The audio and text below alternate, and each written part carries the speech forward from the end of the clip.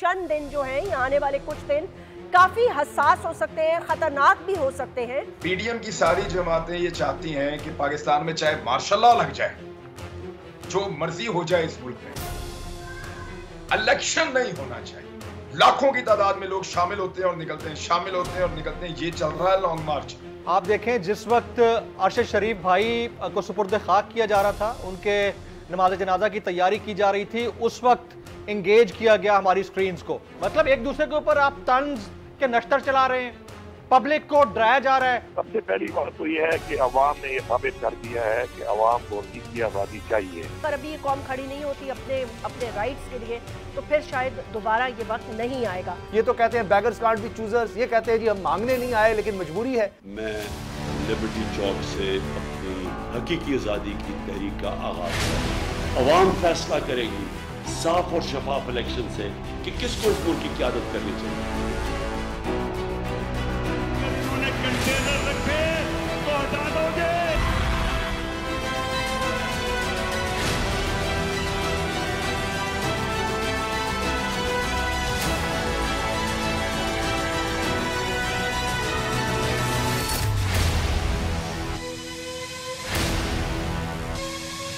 Welcome back नाजरीन। इस transmission के हिस्से में हमारे साथ इमरान रियाज खान साहब हैं, हमारे साथ उसामा गाजी हैं और जमील फारूकी हैं। मैं गुफ्तगू का आगाज़ अपने कॉलीग से ही करूंगी। हम ब्रेक पर चले गए थे, उसामा आपने अपना कमेंट किया। इमरान, मैं आपसे ये पूछना चाहती हूँ कि आपकी एनालिसिस क्या है, आप क्या फोरसी कर रहे हैं? आपने कहा चंद दिन जो हैं, ये आने वाले कुछ दिन काफ़ी हसास हो सकते हैं, ख़तरनाक भी हो सकते हैं, और अल्लाह ताला सबकी हिफाजत करे। एक मार्च है, लोग भी निकल रहे हैं उसमें, और आपको पता है यूजुअली दुश्मन भी घात लगाए बैठा होता है कभी ना कभी, खुदा न खास्ता ऐसे किसी मौके से फ़ायदा उठाने का। पाकिस्तान के मुल्क से बाहर भी बहुत सारे दुश्मन हैं, लेकिन आप क्या फोर्स ही कर रहे हैं? खान साहब जी मैं आपको बता देता हूँ जैस्मीन। एक्चुअली मेरे पास जो इन्फॉर्मेशन है वो गेम पॉलिटिकल लोगों के हाथों से निकल जाएगी और गेम नॉन पॉलिटिकल लोगों के हाथों में चली जाएगी। पाकिस्तान को फिर धकेल दिया जाएगा एक ऐसी दलदल में जिससे पाकिस्तान बड़ी मुश्किल से निकलता है जब भी उसमें फंसता है तो, और इसके लिए बहुत सारे जवाब घड़े जाएंगे। पीडीएम की सारी जमातें ये चाहती हैं कि पाकिस्तान में चाहे मार्शल लॉ लग जाए, जो मर्जी हो जाए इस मुल्क में, इलेक्शन नहीं होना चाहिए।